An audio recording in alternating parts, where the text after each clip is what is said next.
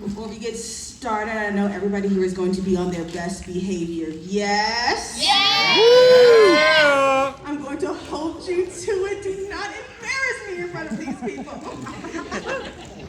But with little introduction, let's bring in our people. David Jones. Yeah!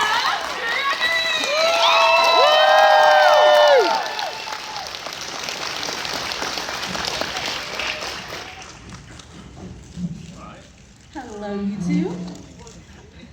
Are your mics on? See, it's not my fault. Yeah, is that? Oh, hello. Hello. That reminds me of lips on the three. Hello. How are you guys enjoying Alabama? Is this your first time here? Yep, I'm absolutely loving it. Yeah, it's It's beautiful. such a warm welcome. Yeah, Yeah, everyone's it's so been amazing. friendly and lovely. It's great. Love it. I know Really you. enjoying that mic, aren't you? I like mics. In her element. Let her have fun. I know you guys are going to start enjoying Comic-Con soon, but is there anything that you would like to do here in Alabama while you are here? Be with all of you. Woo! Yeah. Yay! That's why we're here. Yeah, absolutely. Yeah, just be with friendly people. And there's no Just more talking friendlier community than the BG3 community. As we Yeah. Yeah! rock and roll.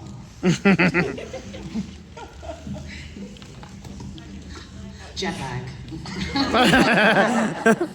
Horrendous jet lag. Ridiculous. It's okay. It's okay. Has anybody given you any recommendations for places to go while you're here or for food to eat? Marta talked about a brilliant barbecue place. I can't remember the name. Dreamlands, is it? Dream. Yep. Yeah, we might do that. Some ribs specialists in there.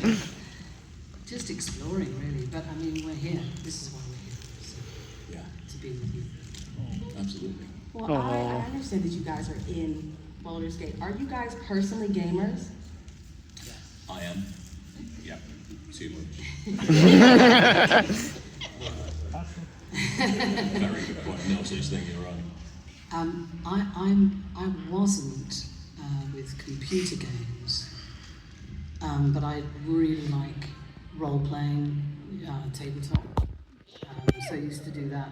I haven't done it for a long time, and then I was given a copy by Sam Carlack of Hobbs Barrow, the game that they and Dave did, and I suddenly found that 4 hours had gone by. This is why I don't play computer games, but I really do want to play Baldur's Gate, and I really do want to play Alan Wake.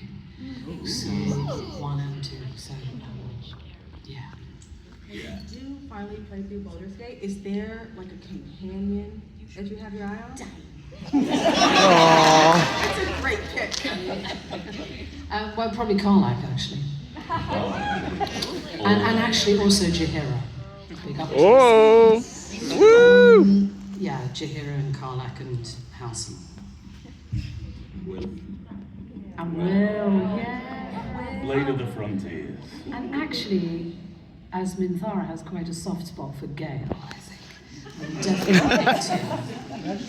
everyone, I'm picking this. Yeah. Really, there is no wrong answer here. Everything is right. If you guys do so well in your roles, but if you had a chance and you could play a different character in Baldur's Gate, where do you think you would fit best? I would probably do Amelia's job and narrate it. Ooh. Yeah. Yes. That's what I would have thought. Absolutely, I could listen to you all day. Thank you very much. Authority. But Amelia does the most gorgeous job with it. It's just, she's her voice. I could listen to her voice all day. So yeah, but that's what I would choose. I think. Yeah, I think. Gail.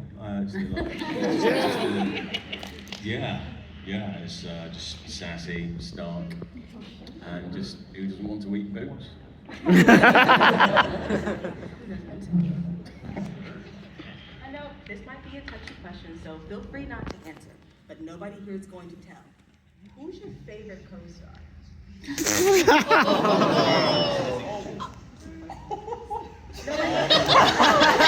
People, no one's gonna put it down. No.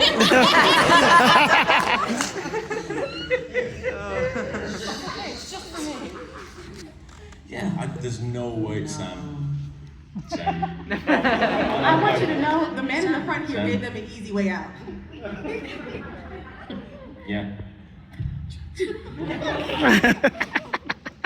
I can't choose one.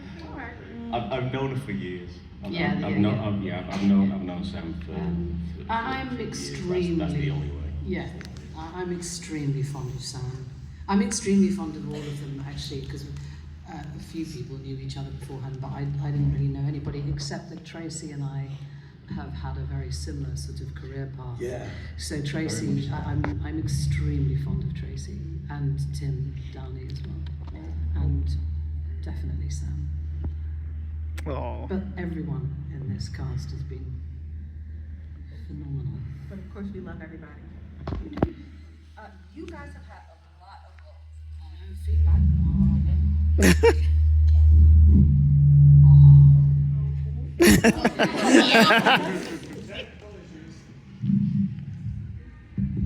All right. Jeez Louise. You guys have had a lot of roles through your life. Is there any character that you've had that really sticks out to you that you've carried with you throughout your career, or that you would like to revisit?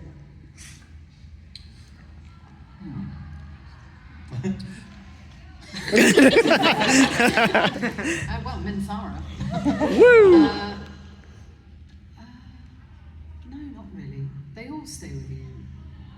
I mean, I've done a lot of theatre, so I've had some fabulous roles, and I've done lots of Shakespeare.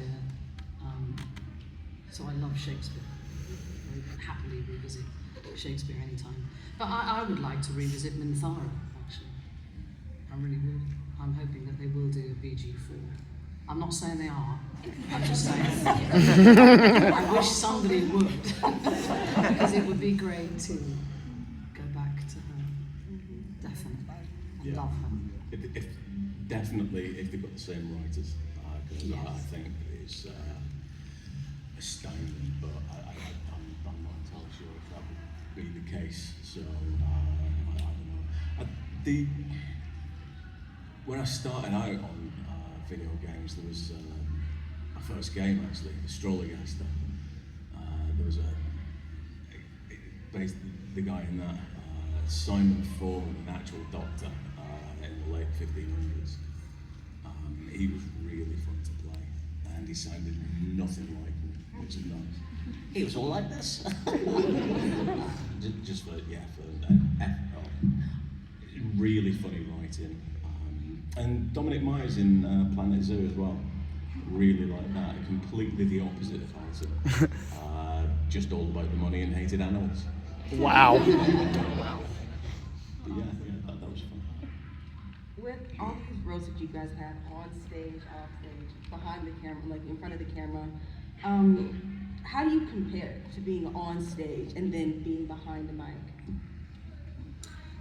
For me, it's no different. It's all the same process of getting into character, and it's all acting. There's no difference in the genres. There is in technique, obviously, because you're on a microphone on stage, you need to adapt physically. But in terms of playing the role and preparing, it's the same process for me. With the roles that I've done on TV, especially this last couple of roles as well, I've been doing voice. I've been wearing a lot more because basically I've been buttless in one and completely naked in another. So yeah, the lycra is better. I never thought I'd say that, but yeah. As well as that, the TV roles I've had as well is mainly comedy, and it's completely different in that respect. I love comedy, and as far as video games concerned, I've not really done a lot in that regard. But yeah, it's there's elements of crossover for me. I do find video games, especially the mocap stuff, that is really freeing, incredibly freeing. It's proper, stripped back, raw playing. Yeah, that didn't sound right. it was only when you giggled then, so I just reheard it again in my head. No. You're like, wait a second. Yeah. Someone's gonna clip this later.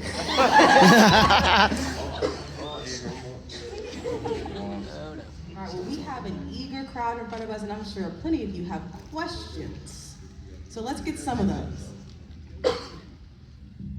So my question is, if they made a Baldur's Gate 4 and they asked you guys to return to play different characters, what race outside of like the common races that they used in this game would you guys want to play as?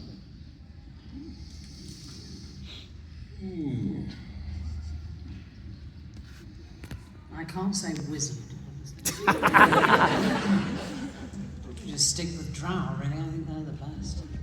It's a bit controversial. What do you think? Honestly, I could see you playing I could see you playing another like dark race, maybe not drow, but like a vampire. Okay. Like that's like a part vampire like species, right? Yeah. I like that. Yeah. I could see you playing Minotaur. Ooh. I think. How you scratch the dog?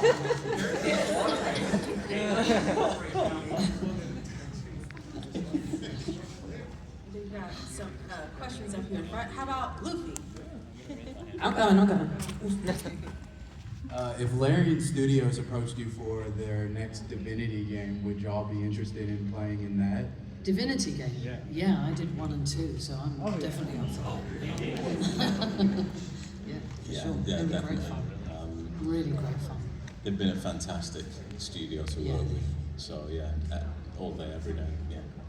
They are, I think, one of the nicest bunch of people to work with, because they really believe in actors. They really support the actors, and the freedom that they gave us during Baldur's Gate and in Divinity as well. They're very, very different processes, obviously, because they're such different games. But Larian very much, I think they cast very well, Larian, and they really take what each actor is like as their own person and channel it into the parts that they've cast you in. And so, for example, for me, with my writer Adam Smith, who's just a genius, I think, because they knew I'd had a lot of experience with Shakespeare, and I suppose because of the way I speak and my timbre of voice, etc. Adam began to write Minthara in a much more stylized way, more classical way of speaking, I suppose, which I think really suits her mezzosopranos and drow. I loved that, so we kind of did this sort of dance together over the 4 or 5 years that I was recording Baldur's Gate, and whereby I would give a very different reading on a line he had written, and that would then inspire him to go into a certain direction, or a certain way of delivering the dialogue, and vice versa. So that was really lovely, because I think that's quite unusual. I think Larian are quite unusual. I don't know enough about a lot of, intimately enough about a lot of other studios, but I've been doing this for a very, very long time, and I think they were so, like you said, freeing. They were wonderful. And also Pit Stop Studios, who actually did the actual recording. The directors there, Josh and Beth and Adrian particularly, were astonishing. If you can imagine, when we got our jobs, we weren't told what it was because everything was top secret. But they held the game in their head, the whole thing, and there was like this tree chart of, scripting the journey that every single character takes. And when you're given the dialogue, it looks like all the lines make sense, one after the other, but actually lines 1 to 3 are talking to Karlak when something else is happening in Act 3, and then lines 5, 6, and 7 are talking to Gale in such a... So do you see what I mean? So you're just recording lines on your own with your director. You're not talking to anybody else in the studio at the same time. And so to hold the game in your head and have them be able to say, yeah, here you're doing this, and you're speaking to Karlak, and this is what's happening, it was astonishing. So equally, Pit Stop, who really created everything for us, along with Larian, are responsible for creating what I think is the best game in the world. Woo! And they set the bar very high.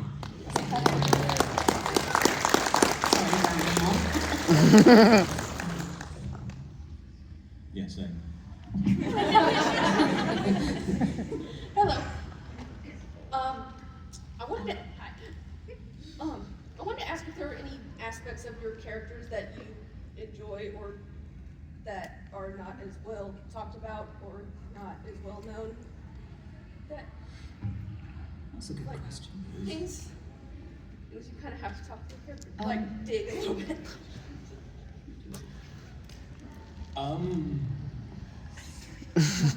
There was like there were some elements that I probably mentioned before.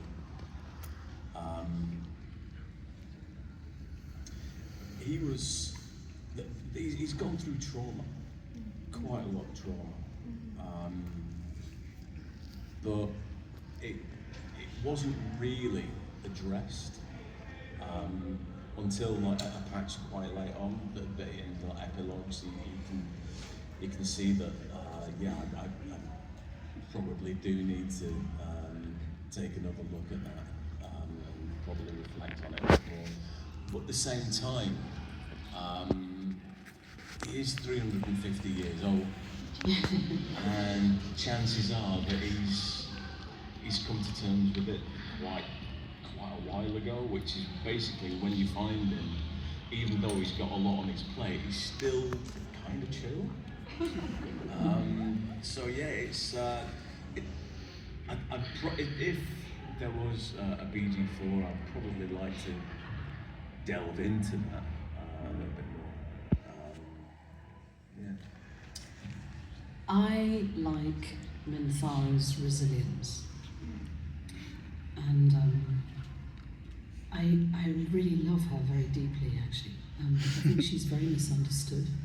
Mm-hmm. She's very much a product of her environment.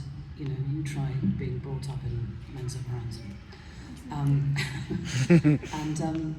when you've got your own mother, entering you into battle at 5 years old and 10 years old, saying, okay, we're going to fight and we're going to fight to the death, to teach you how to cope with it, kind of thing.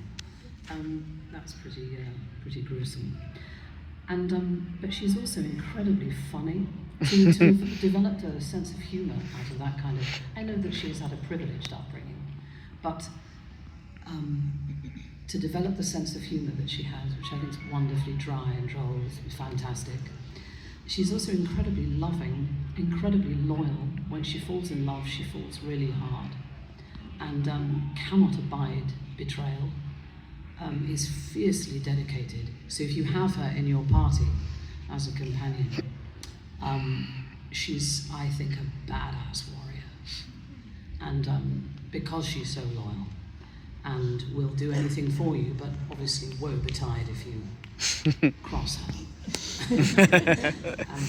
So I admire her, yeah, and again, like Dave says, I think all the characters, as we know, which makes them so appealing in a way to play, is they've all had trauma and they've all had stuff to deal with, which is so true of life, isn't it? Which is, and that's why we feel so grateful and are so, it's wonderful to be here with you, because it's a game that has such diversity and there's something for everybody. Doesn't matter what you do, where you come from. You know, it's fantastic, and I love that. Yeah. Sorry, very long-winded answer. Hi, I wanted to say thanks first of all for being here. But my question was going to be, a lot of people ask about what your favorite moments were, but I want to ask if there was a moment maybe that made you nervous, whether it was recording a line or doing mocapping for it. If there was one maybe that you were like, I don't know how to pull this off.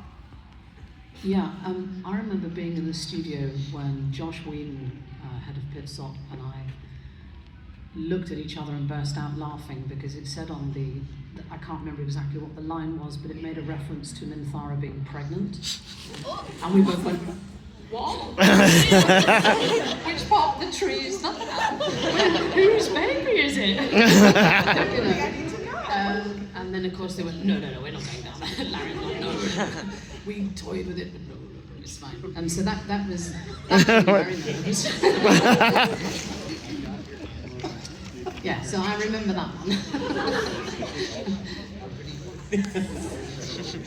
Yeah, there was. I think there were a couple that stood out, but I think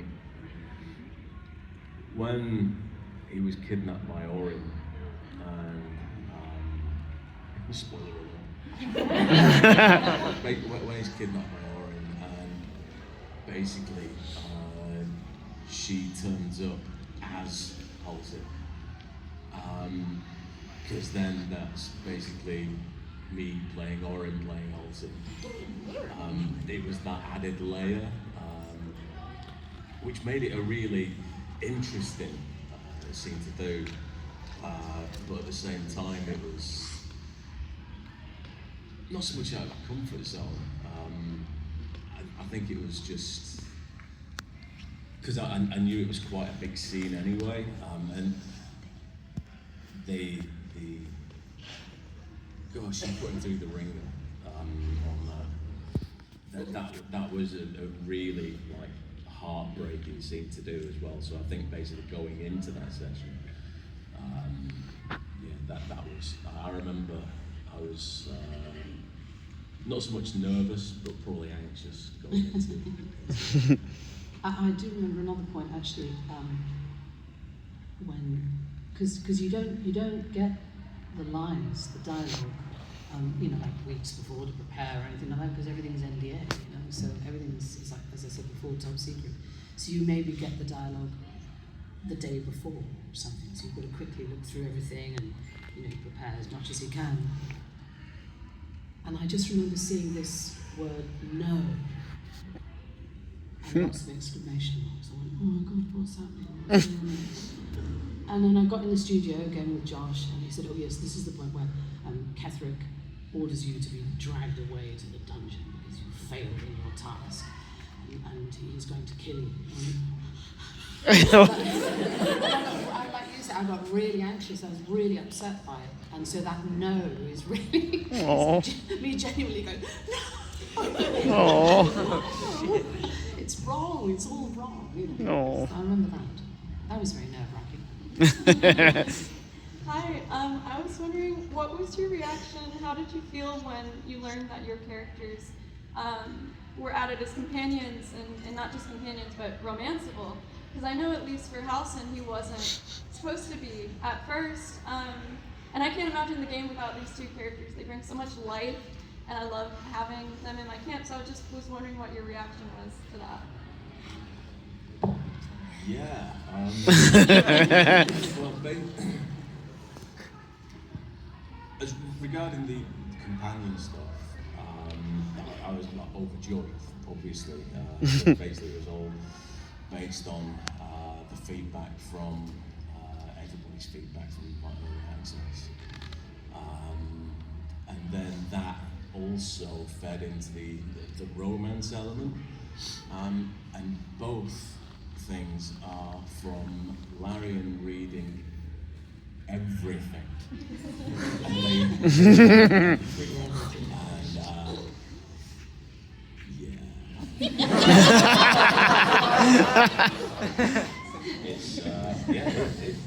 it was a moment when I got that script through. Because like you say, we don't actually like see the scripts very early on, but at the same time, we don't get to record a lot of what we've been sent in that particular session, and the romance scene that took months before I actually got to actually do those lines. So it was like, is it today? No. Is it today? And then came in sort of closed set. So today then. So yeah. And my romance scenes were done pretty early on, actually. Oh, really? Yeah. And to the point where I didn't even know that that's what was happening. Because there was nothing. They did it very sensitively, actually. I mean, they didn't kind of sit me down and go, "Now look, Emma." In this scene, Minthara basically gets on top of somebody else and all the rest of this stuff. And you know, I just did the lines. And then it started to say things like, "Tonight you are mine." And I thought, okay, and I said, "Okay, Josh, what is going on here?" This feels slightly saucy to me. And he said, "Yes." He was like, "Oh, can't keep this one under wraps." But they weren't so. It's only the visuals that are graphic, not the lines. So there was no need for an intimacy coordinator or anything like that. But it was interesting, yeah. But I was, to ask you the other part of your question, really, really so humbled and delighted and excited when they said we're going to take Minthara all the way through. Because originally she was only meant to be Act 1, I think it was, and then thanks to everybody, the feedback on her was terrific, and then they changed how she looked, and I think the romance did a lot to get quite popular. And it was great. It was really exciting. I'm so pleased because, as well, it allowed, as I said earlier, Adam and I to do this incredible journey for her, which Larian then, developed and evolved as we went through the years of recording her story and how she learns about what, even though she knows what it's like to have companions in a team, she's usually the boss of them, right? But in this party, if you think about it, and she's up on, the surface of Faerun, she's on her own. She doesn't have anybody. So she needs that party to help her. The only course of action she has left is revenge on what Ketheric and Orin have done to her. It's horrendous what they've done to her. The betrayal is so unreal, It's deeply, deeply abhorrent to her that she was tricked in such a way, and her entire team assassinated, and her tricked by these two creatures. And so she has only one course of action, which is dig over the world. And why not? She's a Brandsman drow after all. And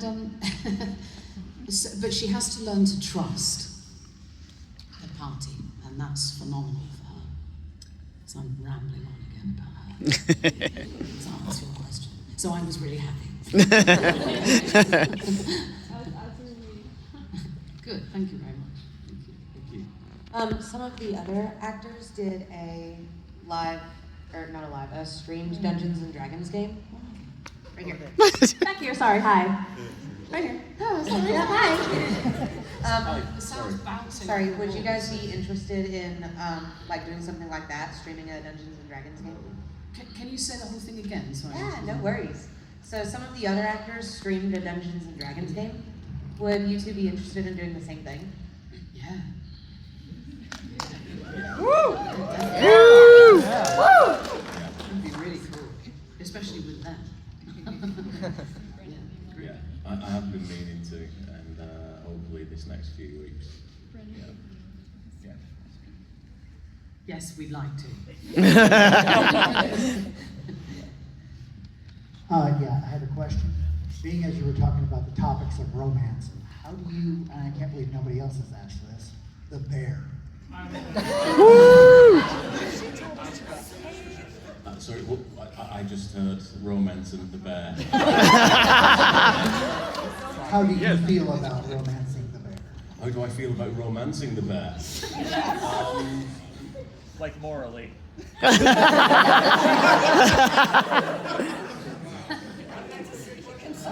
I like it.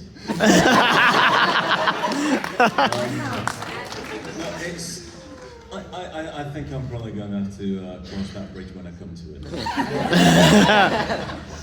It was uncomfortable before then. Potentially.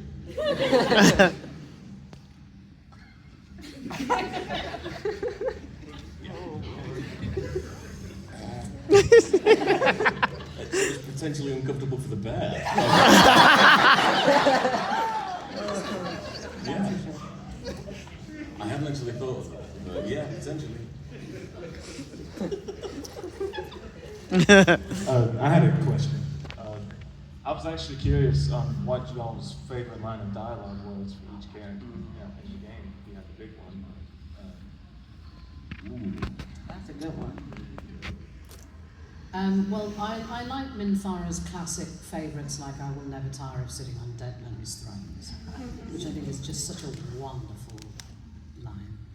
But I also love very much when she's talking to the player and thanking them basically for seeing her, otherwise nobody would know her, kind of. And if you've played the path where she romances Karlak, that's another very links with what you were saying, except it didn't make me nervous because I really loved it. I was so delighted to see, again in its testimony to Adam's brilliance, a beautiful love scene between Karlak and Minthara when Karlak is dying and Minthara is desperately upset because she loves her. And that I was genuinely really crying in that scene, kind of just really desperately upset. So I like those, and then I like a lot of Minthara's wisdom. And if I find her a very wise person in many respects, and in many respects not. But when she says things like, loving another is not soft, it is one of the hardest things a person can do. She just comes up with, and obviously thinks that it was a beautiful webbing. And I tell my favourite joke, it is about you bleeding today. Wonderful, wonderful range, in other words, of words that Adam gave me to say.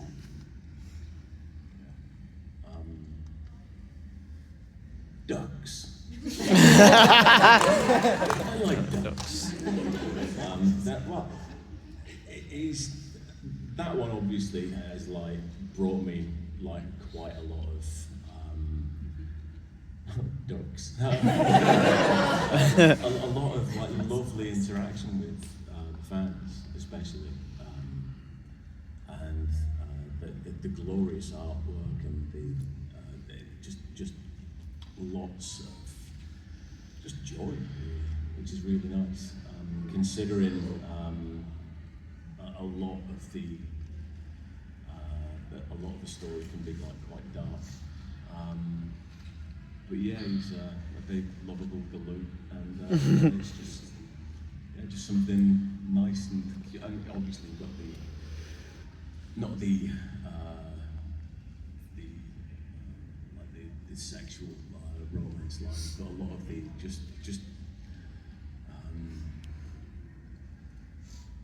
just an incredibly warm and wholesome love that he has for people. It's yeah.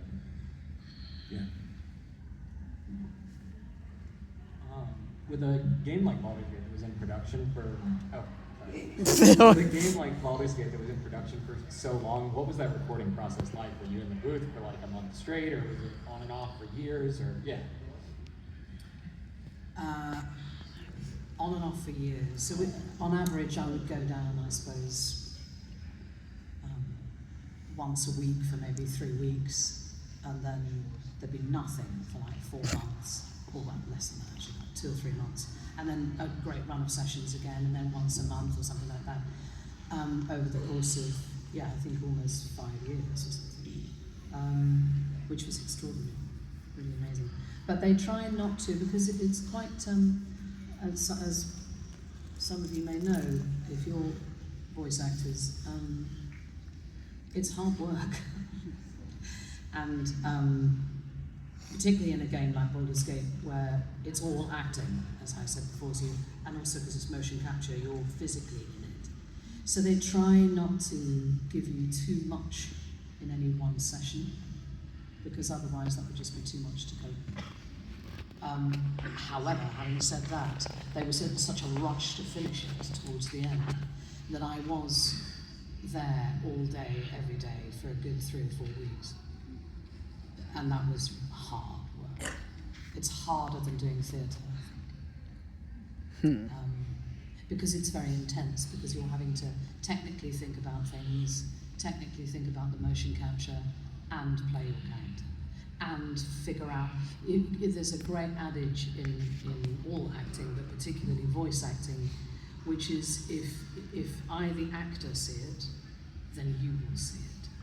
So envisioning Faerun and everything that's going on, and holding that in your head, in your imagination, allowing your imagination to play and dance, is exhausting. It's different from being in a theatre show or on telly or so British.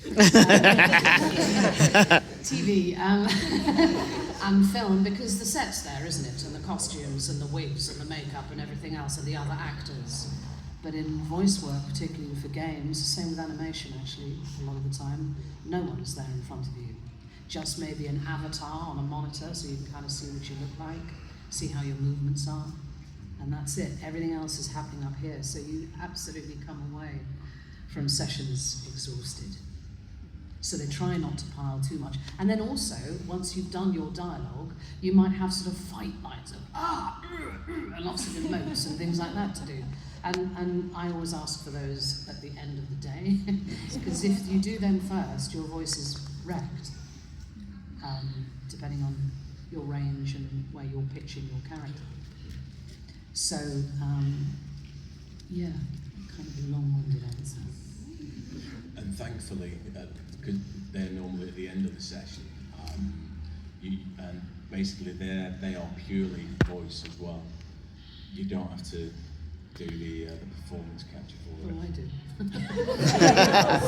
Get right in it. Because then it like, generates the voice from where it needs to come from in a real way. But what I was saying there is because with generally how we were doing it, we were stuck to that grid, that small little area.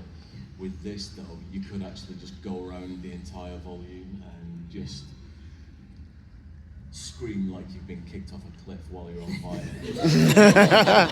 And that was fun. And it's really hard too, because a lot of the instructions are, right, you're being kicked off a cliff, and we want a 10-second scream, no more than that. But also, you haven't died yet, and it's as you're falling. So, so you do it. And you go, slightly too long. Just cut 3 seconds off it. But so each time you've got to imagine it the whole time. It's really hard. You can't just act it from the neck up. You can't put it on or demonstrate it. It has to be felt. It has to be real. And I think that's what is a key thing to making Baldur's Gate 3 tremendous, is how well this cast does in really being those characters. Even down to, you know, I mean, there were, what was it, 250 actors or something on the game, or 203 or what it was. Yeah. You know, down to anybody who even had just one line in it, you know, everything they're giving and giving and giving, 100%, which is why they got the job, of course. You know, be it squirrel, dog, cat, whatever. I did that in Divinity, you know, playing a talking chicken 1 minute, and then a wolf the next, and then a tree, whatever. and then Leandra, and then, you know, so, you know, it's, you've got to play with your imagination, so it's exhausting. So they try to give it in sort of maybe 3-hour chunks, then a long break, and then maybe another couple of hours or 3 hours, depending on the schedule. So yeah, it depends. And we have time for one more. So you've touched on this a little bit already, but was there anything in particular you did to get into character in a story where your character might be going through a different arc or be on a different path compared to a more linear story?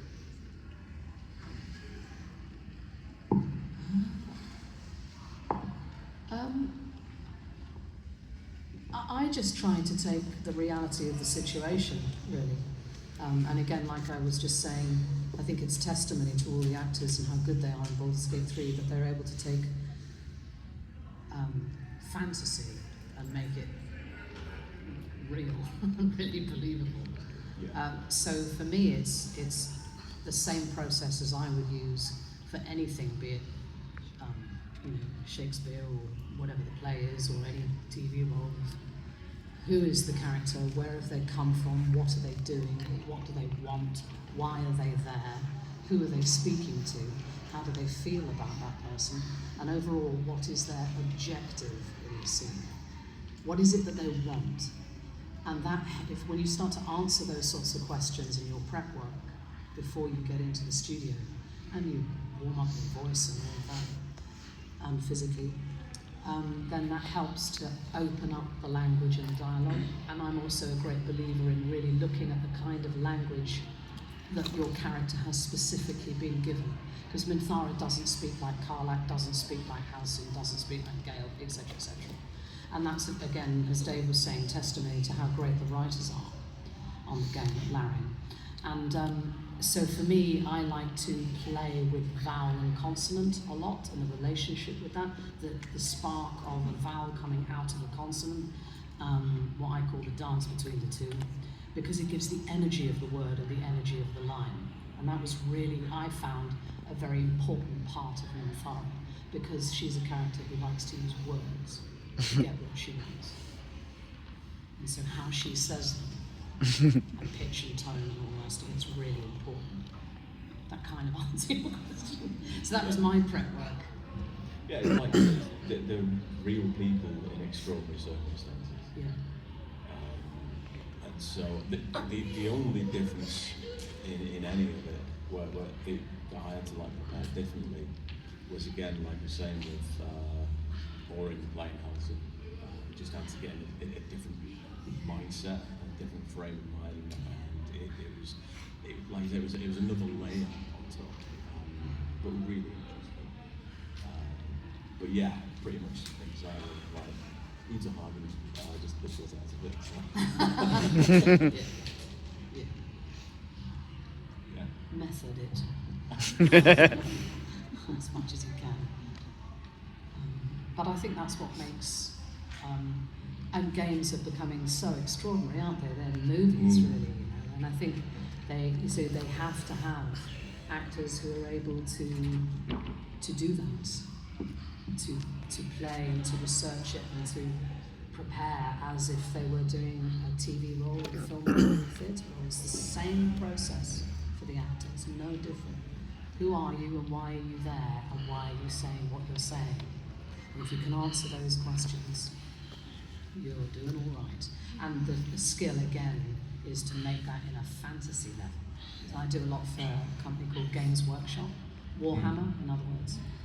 And I love working for them so much.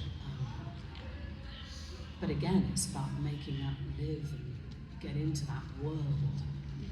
It's a real challenge, but it's fabulous. But if you stick to the reality of the situation for the character, then you're all right as the actor. Yeah. Well, thank you guys. And thank you, Emma. Thank you, Dave. Thank you for taking your time out to come to Comic-Con and meet all of your great friends. Yes. Take these questions. For everybody in the crowd, just make sure that you find your way over to their tables for photos and autographs. Don't let this opportunity slip past you. Is there any place where they can follow you beyond, the autograph table? Instagram? Yeah, Insta, Blue Sky. Yeah, Blue Sky. Yeah. Ooh, Blue Sky. That's a new one. Haven't heard that one at the con yet, and I love it. Yep. It was their 1-year birthday yesterday. Yep. Again, thank you guys, and thank you guys for coming. Woo! Yeah! Yay!